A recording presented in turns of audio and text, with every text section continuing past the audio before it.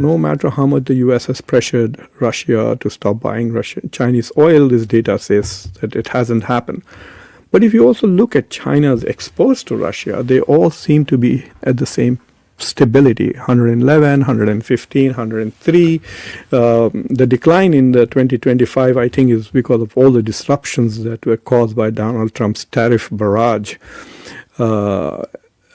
But more or less that they have maintained a total trade balance of about $230 to $240 billion between China and Russia. But if you look at China-US trade, there the change are significant. China's exports to the US were $427 billion in 23.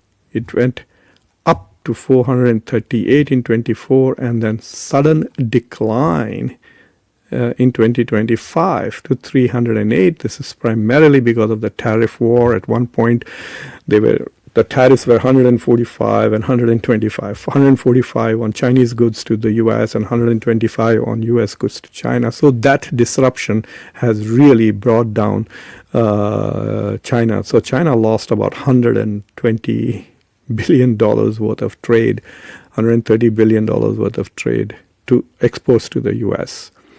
But look at US exports too. They are also declining at a pretty rapid pace.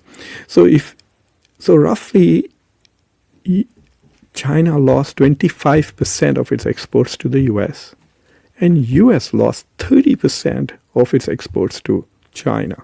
So it went down from $143 billion in 2024 to